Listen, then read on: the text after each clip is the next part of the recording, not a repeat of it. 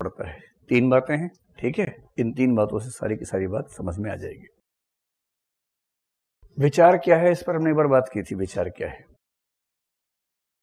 आपको विचार ऐसे ही आते रहते हैं या कोई स्टिमुलस मिलता है तब आते हैं? ठीक।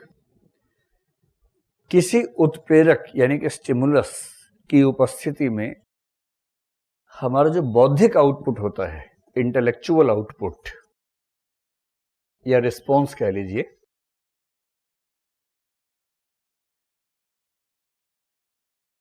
किसी उत्प्रेरक की उपस्थिति में दी जाने वाली बौद्धिक अनुक्रिया को विचार कहते हैं। ये बात आप आसान भाषा में समझा भी सकते हैं। मतलब क्या होता है ना कि स्टिमुलस को देख के आप बौद्धिक प्रतिक्रिया भी कर सकते हैं, भावनात्मक भी कर सकते हैं और शारीरिक भी कर सकते हैं। भावनात्मक क्या होगी? किसी ने कुछ कह दिया, खटाखट आंख से आंसू बहने शुरू हो गए, एकदम चेहरा लाल हो गया, आंख से आंसू बह रहे हैं, नाक भी नहीं संभल रही, नाक भी बह रही है साथ साथ, आंखों के साथ साथ बहे जा रही है, रो भी रहे हैं, रुमाल से पोंछ रहे, सुड़ सुड़ कर रहे हैं साथ साथ। अजीब हालत हो गई है। ये जो प्रतिक्रिया है, ये कैसी प्रतिक्रिया है? ये बौद्धिक है या भावनात्मक प्रतिक्रिया है? ये भावनात्मक प्रतिक्रिया है। और शारीरिक या व्यवहारात्मक क्या हो सकती है? किसी ने कुछ कहा, दनादन मारना शुरू किया उसको, ये व्यवहारात्मक प्रतिक्रिया हो गई। तो प्रतिक्रिया अगर बौद्धिक हो, सिर्फ भावनात्मक नहीं, क्रियात्मक नहीं, उसको क्या बोलेंगे? विचार बोलेंगे। तो किसी उत्प्रेरक की उपस्थिति में बौद्धिक अनुक्रिया या प्रतिक्रिया को विचार कहते हैं। बड़ा सरल सा है, मुश्किल तो है नहीं कुछ। फिर कोई आपसे पूछे कि विचार के बारे में थोड़ा सा और बताओ, तो आप कहना कि विचार कई प्रकार के होते हैं। जैसे विचारों में एक प्रकार का नाम है ओपिनियन और एक प्रकार का नाम है बिलीफ। राय भी एक प्रकार का विचार है, ऐसा विचार जिसमें हल्की सी मजबूती है लेकिन अभी उसमें बदले जाने का स्कोप है, फ्लेक्सिबिलिटी है। और कहने वाला खुद भी इस तरह से कह रहा है कि हाँ, बहुत मजबूत नहीं है लेकिन मुझे ऐसा लगता है, प्रतीत होता है। जैसे कोई आपसे पूछे कि बताओ कि अभी कौन सा चल रहा है? 19 चल रहा है, 19 चल रहा है ना। अभी अगला इलेक्शन कब होगा? 24 में होगा या फाइनल था इस बार? होगा ना इलेक्शन, ठीक है। कुछ लोग कह रहे हैं कि आखिरी इलेक्शन हो गया भारत का, इसके बाद अब नहीं होगा इलेक्शन। तो 2024 के इलेक्शन में आप में से कितने लोग मानते हैं कि नरेंद्र मोदी फिर से जीतेंगे इलेक्शन? लड़ेंगे ही नहीं? अच्छा, चलो फिर मैं एक और वोटिंग करवा लेता हूँ। कितने लोग मानते हैं कि नरेंद्र मोदी इलेक्शन लड़ेंगे ही नहीं? हाथ खड़ा करें। ऐसे लोगों की संख्या 7 के आसपास है, ठीक है। और कितने लोग मानते हैं कि लड़ेंगे? ऐसे लोग ज्यादा मानते हैं। कितने लोग मानते हैं कि लड़ेंगे किंतु नहीं जीतेंगे? ऐसे लोग 15 के आसपास हैं। कितने लोग मानते हैं कि लड़ेंगे भी और जीतेंगे भी? ये संख्या लड़ेंगे वालों से भी ज्यादा है। क्या बात है। लड़ेंगे भी और जीतेंगे भी। चलिए, ये जो सारे हैं आपके ओपिनियन है या बिलीफ है? अगर मजबूती से कह रहे हैं तो बिलीफ है, और अगर आप कह रहे हैं कि मुझे ऐसा लगता है, बाकी देखिए क्या होता है। अगर कोई आपसे पूछे, मुझसे जैसे कोई पूछे कि भाई 24 में क्या होगा, 24 में जो होगा मुझे अभी कैसे पता होगा? 23, 23.5 में देखेंगे, अभी कैसे बताएं? अभी कैसे पता लगेगा? 5 साल में स्थितियों का क्या भरोसा, कब क्या से क्या हो जाए। तो 2-3 साल बाद क्या मिजाज रहता है जनता का, कैसी डेवलपमेंट रहती है, उसके बाद धीरे धीरे जनता का मिजाज, वो तो इलेक्शन के एक दिन 1 घंटे का मसला ज्यादा होता है कि वहां जाके उस समय दिमाग में क्या चल रहा था। तो मुझसे कोई पूछे, किसी के बारे में पूछे, तो मैं कहूंगा यार अभी कहना मुश्किल है, लेकिन हाँ सामान्यतः, जैसे मुझे कोई पूछे तो मैं कहूंगा हाँ सामान्यतः प्रतीत होता है कि इलेक्शन फिर से जीत जाएंगे, बहुत मुश्किल नहीं होगा। लेकिन मैं साथ में ये जरूर लगा दूंगा कि किंतु अभी तो बहुत लंबा समय है, हजारों स्थितियां बीच में आएंगी, दावा करना मुश्किल है।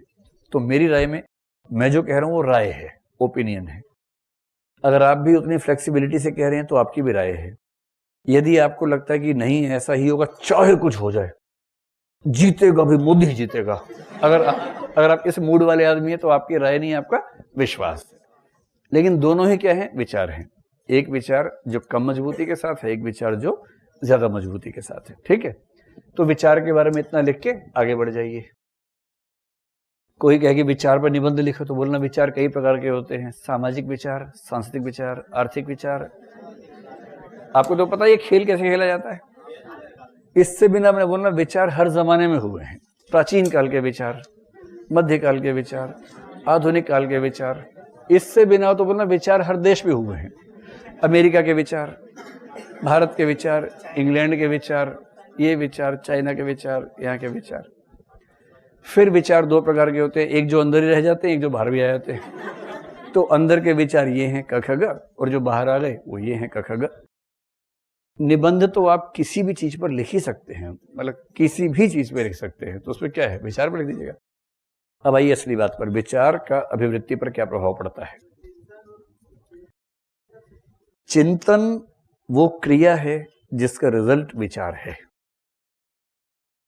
विश्लेषण चिंतन की क्रियाओं के विभिन्न पक्षों में से एक है। चिंतन की प्रक्रिया का वह रूप जिसमें किसी जटिल प्रसंग के अलग अलग हिस्सों को अलग करके देखा जाए, वो विश्लेषण है। ठीक, तो विश्लेषण करके भी जो आउटकम आएगा वो विचार ही आएगा। जो बौद्धिक प्रक्रिया है उसका नाम चिंतन कह लीजिए। चिंतन का ही एक सबसेट विश्लेषण हो जाएगा। इन सब से जो आउटपुट आएगा या रिस्पॉन्स आएगा उसको विचार ही कहेंगे। ठीक है, वो वैचारिक पक्ष हुआ। पहली बात है कि विचारों का अभिवृत्तियों पर क्या प्रभाव पड़ता है, और फिर देखेंगे अभिवृत्तियों का विचारों पर क्या प्रभाव पड़ता है। विचार का अभिवृत्ति पर वही प्रभाव पड़ता है जो राय का पड़ता था या विश्वास का पड़ता था, क्योंकि राय और विश्वास विचार के ही दो प्रकार हैं। तो जो प्रभाव राय का था, जो विश्वास का था, वही विचार का प्रभाव है। आप कहेंगे हाँ बताया तो था, लेकिन याद होता तुम यहाँ क्यों बैठे होते, फिर से बता दो एक बार। हाँ, तो दो प्रभाव पड़ते हैं। सबसे पहली बात है कि किसी भी अभिवृत्ति के बनने की प्रक्रिया में तीन पक्ष होते हैं। पहला पक्ष कौन सा है, संज्ञानात्मक होता है। दूसरा अज्ञानात्मक, नहीं, तीसरा भावनात्मक है। ठीक, और तीसरा क्रियात्मक। क्रिया अंत में ही आती है, इसे बोलते हैं अंतिम क्रिया। ठीक है, तीन पक्ष होते हैं। किसी भी एटीट्यूड में तीन पक्ष होते हैं, और कॉमन सेंस से आप समझ सकते हैं कि इसमें जो मूल पक्ष है वो संज्ञानात्मक होता है। और संज्ञानात्मक पक्ष हमेशा एक विश्वास के रूप में होता है, और विश्वास अपने आप में एक विचार है। इसका मतलब ये हुआ, पहली बात ये हुई कि कोई भी एटीट्यूड तब तक बन ही नहीं सकता जब तक एक मूल विचार हमारे पास ना हो। ये बात स्पष्ट है आप लोगों को। कोई भी एटीट्यूड किसी विचार पर ही खड़ा होता है, किसी विचार पे ही टिका होता है। इसलिए विचार किसी एटीट्यूड के बनने की एक पूर्व शर्त है, निर्णायक शर्त है। ठीक है, चलो अब मान लीजिए किसी एटीट्यूड को चेंज करना है, एटीट्यूडिनल चेंज कहते हैं। मैंने एक बार आपसे कहा था कि किसी अभिवृत्ति को बदलने की प्रक्रिया में, क्योंकि उसके तीन हिस्से हैं, एक संभावना है कि सबसे पहले आप संज्ञान को बदलें, दूसरा है कि आप सबसे पहले भावना को बदलें, और तीसरा है कि सबसे पहले क्रिया को बदलें। तो ये बताएं कि किसी एटीट्यूड को चेंज करने के लिए इनमें से कौन कौन से रूट्स प्रैक्टिकली संभव होते हैं। इनमें से सबसे ज्यादा आसान रास्ता कौन सा होता है, संज्ञान को बदल के आप किसी विचार को बदलेंगे तो एटीट्यूड के चेंज होने की संभावना सबसे प्रबल हो जाती है। तो 90% केसेस में संज्ञान के बदलाव से ही एटीट्यूड चेंज होता है, और संज्ञान के बदलने का मतलब नया विचार। तो एटीट्यूड चेंज के लगभग सभी मामलों में विचार के परिवर्तन से ही प्रक्रिया शुरू होती है। मैंने आपसे कहा था कि भावना के परिवर्तन से प्रक्रिया शुरू होना प्रैक्टिकली इम्पॉसिबल है, क्योंकि हर नई भावना किसी न किसी रूप में किसी नए संज्ञान पे ही टिकी होती है, और जब तक संज्ञान नहीं होगा वो भावना कैसे बनेगी, है ना। भावना जब भी आएगी, संज्ञान का स्रोत बाहर हो चाहे भीतर हो, लेकिन संज्ञान तो चाहिए, उसके बिना कैसे भावना आ जाएगी। जैसे आप किसी से नफरत करते हैं, आपका नेगेटिव इमोशन है, एक समय के बाद मोहब्बत करने लग गया उससे, पॉजिटिव इमोशन हो गया। लेकिन नेगेटिव इमोशन से पॉजिटिव इमोशन यूं ही नहीं हो जाएगा, उसके पीछे कुछ ना कुछ आपकी राय बदलेगी, कुछ ना कुछ सूचनाएं चेंज होंगी, कुछ विश्वास बदलेगा, कुछ नई जानकारियां मिलेंगी, तब होगा। इसलिए इमोशंस का चेंज हवा में नहीं होगा, उसके मूल में संज्ञान का परिवर्तन होगा ही होगा। तो इसका मतलब ये हुआ कि एटीट्यूड के चेंज की शुरुआत भावनाओं से तो नहीं होती है। ठीक है। तीसरा है क्रिया। मैंने कहा था कि ये सोचा जा सकता है कि क्रिया से एटीट्यूड चेंज की शुरुआत हो जाए। ये सोचा जा सकता है कि आपका विचार नहीं है उसके अनुकूल, आपको जबरदस्ती एक ऐसी क्रिया करने को बाध्य कर दिया गया जो आपके एटीट्यूड के एकदम खिलाफ था। मजबूरी है, करना पड़ता है। और जब आप उस क्रिया को करने लगे तो करते करते संज्ञान भी चेंज हो गया, इमोशन भी चेंज हो गए, और फिर आपको उस क्रिया में आनंद आने लगा। ये हो सकता है। जैसे कोई खेल खेलने के लिए कोई आपसे कहे, आपके नहीं मेरा मन नहीं है, अरे खेलो ना, नहीं मन है, अरे खेलने के लिए 4 लोग चाहिए, हम 3 हैं, चौथा है नहीं, आके बैठ जा बुत की तरह, कम से कम आजा भाई आजा, दोस्ती में इतना भी नहीं करेगा यार, ये क्या बात हुई, चल बिठाया उसको। फिर क्या, देख ऐसा पत्ता है, कैसे पत्ता फेंकना है, पत्ते को पत्ता फेंकना मिला मिला के, ठीक है। 2-3 बार खिलाया, उसको मजा आने लगा, बड़ा मजा आ रहा है यार। और उसके बाद वो अपने इलाके का सबसे बड़ा जुआरी बना बाद में। कहाँ गया है, तो पेड़ के नीचे खेल रहा है ताश, लौट ही नहीं रहा है।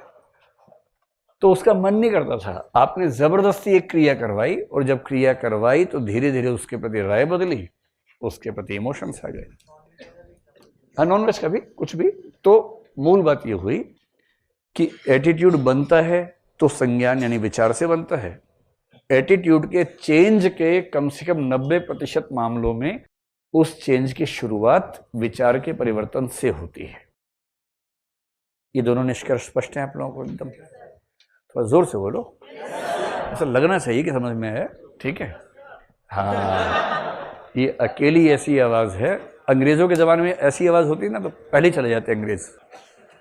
हाँ भाई, किसी ने कुछ पूछा था? हाँ बोलिए।